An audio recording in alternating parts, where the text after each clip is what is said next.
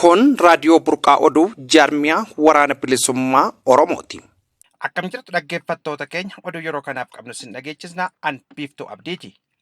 Waraanni bilisummaa Oromoo godina Salaalee Ona Yaayyaa Gullallee fi Baashaggar Ona Liiban Cuqqaalatti loltuu Impaayera Itoophiyaa Cibraa lama fixee jira. Haaluma kanaan diishqaa dabalatee meeshaa gurguddaa booji'ee jira.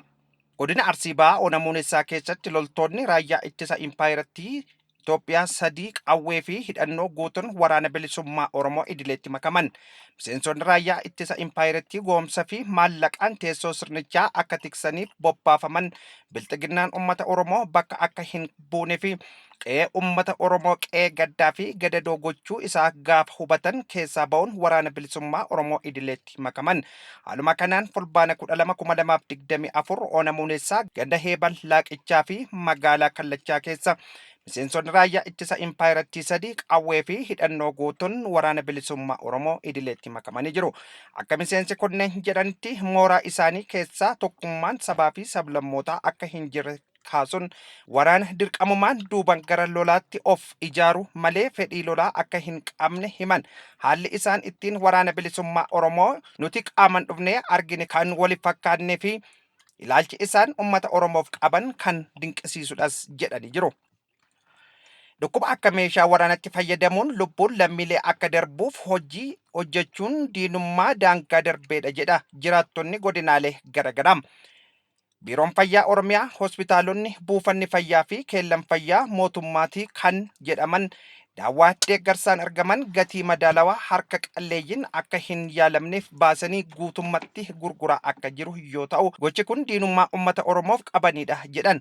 Yeroo ammaas addatti daawwaa dhibee busaa deeggarsa kennameef sadarkaa hunda jedhamutti danda'amutti baasuun harka daldaltoonni gurguruun addatti du'aatii harka qalleeyyii qarshii 60,000 baasanii dhaabbata fayyaa dhuunfatti yaalamuu hin dandeenyeef rakkoo guddaa ta'uu ibsuun mootummaan dhukkuba akka meeshaa waraanatti fayyadamaa jiras jedhanii jiru. Waraanni bilxiginnaa waraana bilisummaa Oromoo Salaalee keessaa haxaa'een baasaa dhaadannoo jedhu qabatee duula bal'aa gaggeessaa jiraachuu jiraattonni dubbatan. Jalqaba irratti waraanni bilisummaa Oromoo uummata Salaalee irratti miidhaa adda addaa qabsiisee jira. Ololli jedhu qindeeffame. Hiriira nagaa qindeessuun ololli sobaa kun bal'inaan afarfame. Itti aansuun duulli waraanaa amma argaa jirru jalqabame. Duulichi akka jalqabameenis tajaajilli intarneetii fi bilbilaa naannoo kanarraa akka addaan citu taasifame. Odeeffannoon amma naannoo Salaaletti bahaa jiru akka ibsutti waraanni bilisummaa Oromoo duula waraanaa bilxiginnaa kana haala amansiisaa ta'een ofirraa qolachuu qofa otoo hin taane milishaa fi waraana PP naannoo sana keessa gugsee baasaa jiru jedhan maddeen keenya. Waraanni bilxiginnaa haleellaa jabaa waraanni bilisummaa Oromoo irratti gaggeessaa jiru dura dhaabbachuu dadhabee baay'inaan harka kennachaa jira.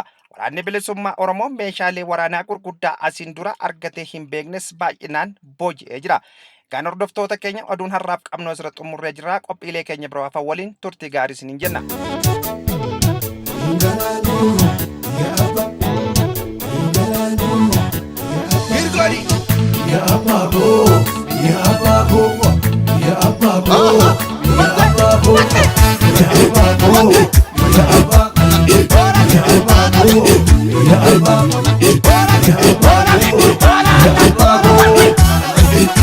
Galane ya galuto ya galane galu ya kudamato ya galane ya galuto galu ya kudamato yerti bija mansi ta karshida bako yerti bija mansi karshida bako yerti bija mansi karshida bako silabo sakindala Sakital kana mabochisu Sakital kana mabochisu Akami nangodata Arma halagati na hosisu Arka halagati na dorisu Arrage siwa karra Karratti jarte mana kabdi Karratti jarte mana kabdi Situa jindalatu Garana rado wiya kabdi Garana rado wiya kabdi Yamma muleto Yon shagarin gadilalu Kurani le mana jarti Yamma muleto Yon si jebe du'e mali kufaanillee nama jeebdi Yamma muleetoo ameessa keelmataniitoo jabbilee kee marrachiisu Yamma muleetoo harkaan deemaa mataniitoo musaafiraa kakachiisu Yamma muleetoo yamma muleetoo nangala gofo buleko nangala gofo buleko nangala gofo buleko nangala gofo buleko nangala gofo buleko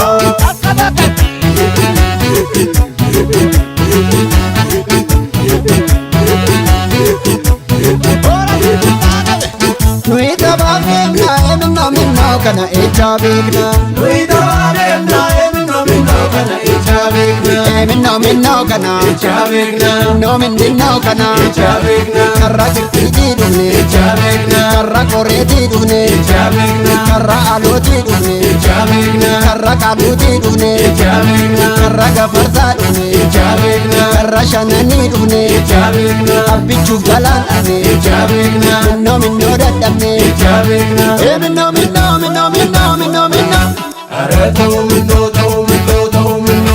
na deebisi shakkee damma dammeetoo Shakkee damma dammeetoo na deebisi shakkee damma dammeetoo Shakkee damma dammeetoo na deebisi shakkee damma dammeetoo Shakkee damma dammeetoo na deebisi shakkee damma dammeetoo Shakkee damma dammeetoo Adeebisi shakkee damma dammeetoo Adeebisi shakkee damma dammeetoo Shakkar baana shakkar yaa biyyee gurraatti wal millachaa waajiyaana dhalwan badee nama nyaarti dalduriyyee nama nyaarti xaafi nama yabubbee na tuulachiisi karutee shanaan lakkaa'i shananuu na dhungachiisi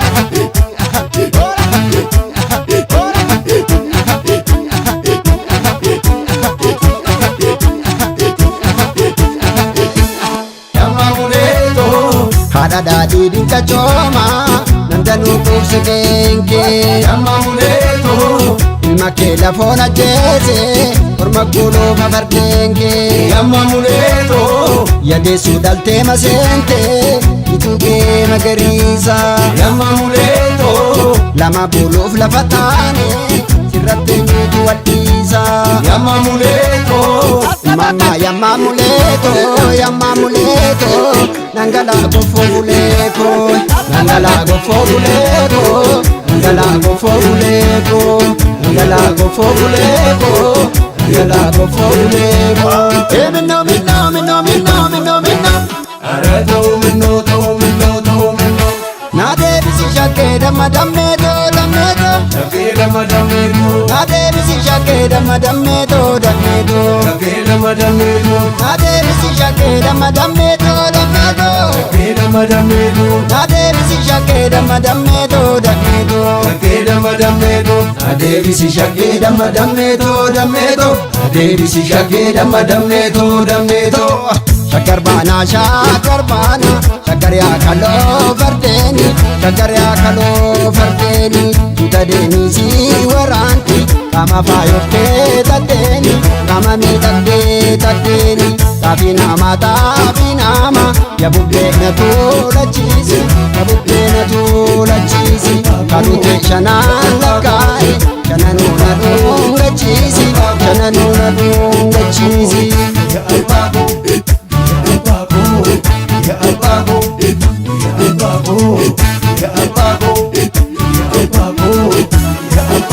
Akkam jirtu dhaggeeffattootaaf hordoftoota raadiyoo burqaa oduu guyyaa har'aa haala yeroo ilaalchisuudhaan jaal hedataa guddataa keessummaa isiniif qabannee jirra. Aga xumuraatti nu faana bu'aan hordofaa isiniin jenna an urjii sabaati. Jaal hedataa marii guyyaa har'aa ilaalchisuudhaan eeyyamamoo taatanii argamuu keessaniidhaaf galatoomaa isiniin jenna. Galanni kee bilisummaa ta'u. Tole amma kallattumaan gara marii keenyaatti seenna.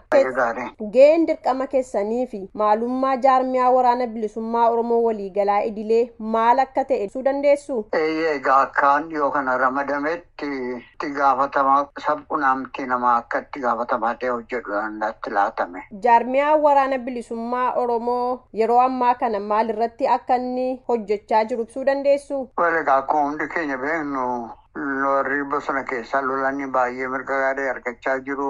Warri alaa jiru sababa dandeenyetti irraa bal'inaan abbaa fedhu wajjin abbaa barbaadu wajjin isa kaan immoo amma dandeenyetti gara keenyatti goototuudhaaf baay'isuudhaaf irraan carraaqnu. Kanaaf kana jechuun garuu amma dandeenyetti. Tibbana hooggantoonni adda bilisummaa Oromoo waggaa 4 booda gaafa fulbaana 5 mana hidhaarraa ba'anii jiru. Hiikamuu isaanii ilaalchisee yaada qabdan jira? Kuni keessaayyuu adda dhedheen dubbadha maaliifi 2018 yeroo adda bilisummaa Oromoo suni otoo hin jaallatiin warri ollaa suni meeshaa hafisee addunyaa irratti isa argachuudhaaf diina keenya irratti hamaa fiduudhaaf diina wajjin lolanii dhufanii biyya qaban sana irratti immoo qabeenya keenya eenyu caalaa saama eenyu caalaa fudhatan jedhu irratti wal lolanii fi akkuma dubbiin makamaasa Oromoo jedhutti foon lafa jiruuf allaattii waa keessatti wal lolti jedhu miti. Akkanaan ka'ee lachuu qabeenya Oromoodhaaf nu fakkaatan saamuu irratti waan wal lolanii fi yoomiyyuu taanaan seenaan irraanfatu miti. Fakkeenyaaf akka lakkoofsa faranjiitti bara 1977 yeroo sananii nan barumsaaf biyya alaa deemee achuma biyya lamaatti biyya baradhe dhiisee iddoo biraatti galeessa nama biyya kana keessa waggaa 40 ta'uudhaan wanti naafee ji'a tokko duwwaadha jechuun jedha. Kun hundumaan ta'e saba keenya isaa dhiiga isaa fi qabeenya isaa jireenya isaa itti cabe sana deebisnee otoo hin gargaariin biyya Oromaatti barreessan immoo saba keenya otoo hin gargaariin anaafan na fakkaatan biyya Oromaatti hafne kuba gadhee dhukkuba qoricha hin qabne amma duunuttan keessaan baane feetu bilisummaan keenya deebi'ee dhufee nuyi eenyummaa keenya akka saba garbaraatti uf lakkoofne ufiinyi keenyaan uf bushinee qabeenya keenya ufumaa gabaa baafannee eenyu otoo asiin ba'aa asiin galaa maaf deemtu maaf galtu maaf baatamman jennetti amma dandeenyetti duukaa deemne gochuutti nu fayyadee kanan barbaada. Wantiin gara dhumaarratti kaasu yeroo ammaa kana uummanni Oromoo burjaajii haala garaagaraa keessatti kan inni kufee jiru burjaajii siyaasaa kana akkamitti qolachuu danda'a jettanii yaaddu?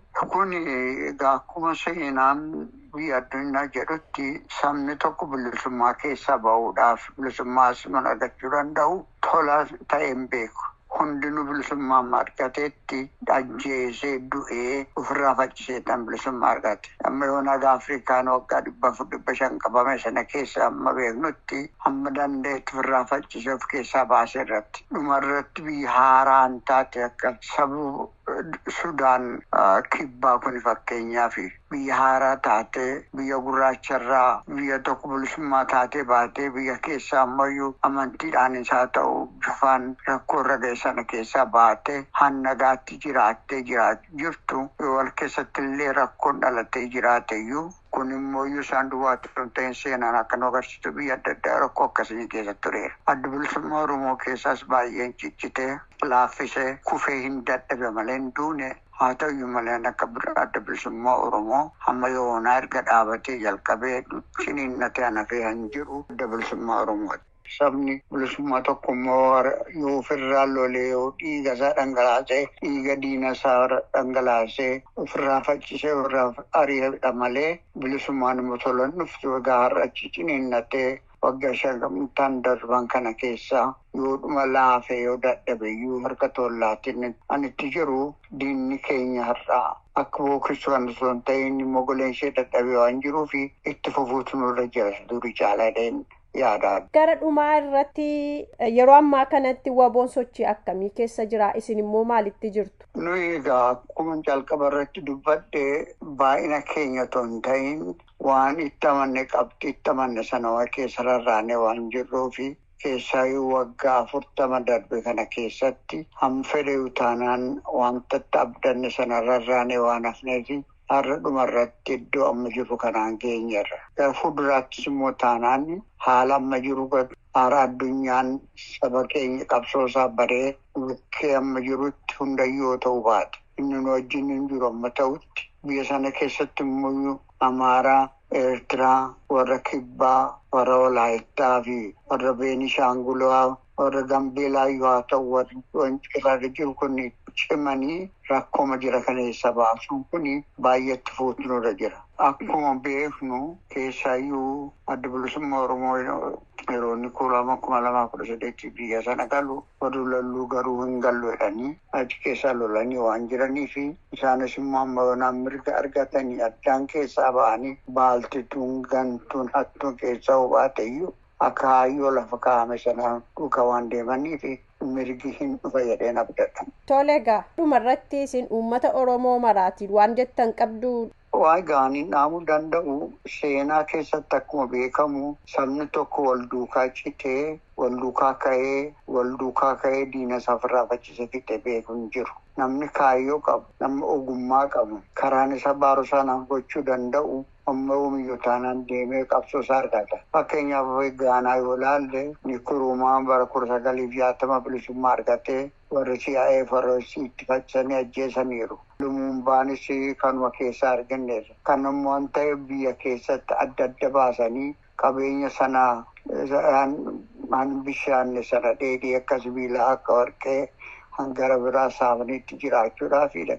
Godhaniyyuu yoomiyyuu taanaan namni kaayyoo qabu taanaan kaayyoo sana iddoodhaan ga'uudhaaf eenyummaa isaa of beeksisuudhaaf biyya isaa ofiisaa of bushuudhaaf qabeenya isaa ofiisaa laakkaawwachuudhaaf yoo baay'achuu baanne yoo xiyyoo taane tunis itti fufuudha. Karaa biroo ammoo warruma diina wajjin dhaabatanis haa ta'u waa'ee sababa adda addaatiin addaan ba'anis haa ta'u isaaniin sama dandeenyutti ofitti waamne oodidan immoo isaan irratti tarkaanfii barbaachisu fudhatame itti fufuutu irra jira.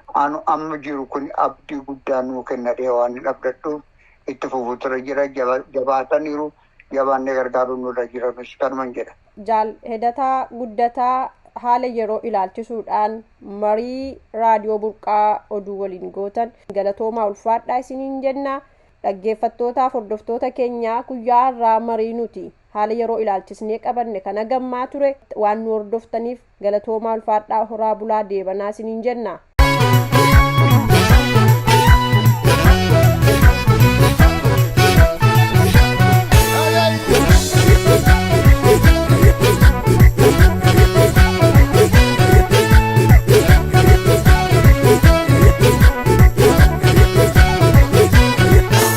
Yagute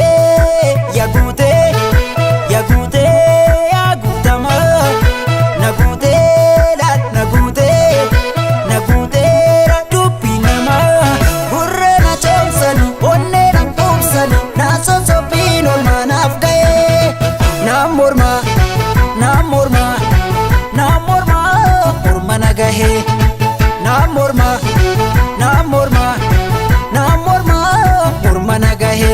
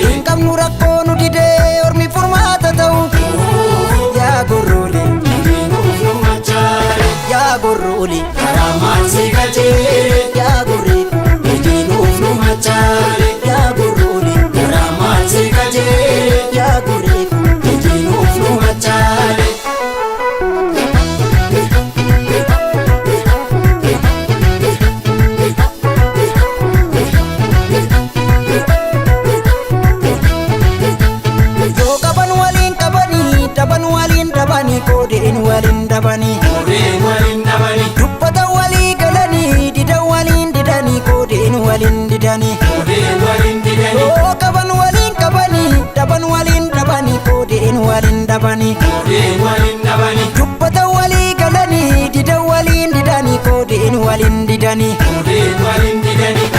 waluu qabanii waliin tolanii tola waliif tolanii ka'anii waliin lolanii lola waliif lolanii koodee waliin lolanii waluu qabanii waliin tolanii tola waliif tolanii waliin ka'anii waliin lolanii lola waliif lolanii koodee waliin lolan dhoksaa qabnu waliini cuccufee ulaatti nooseentu hamattuuni amma walii keenyu famma keenyu nurra caala mormatu nu beekee garaan kana naara dhoksinuma gidduu dhoksaa qabna waliini cuccufee ulaatti nooseentu hamattuuni amma walii keenyu famma keenyu nurra caala mormatu nu beekee garaan kana naara.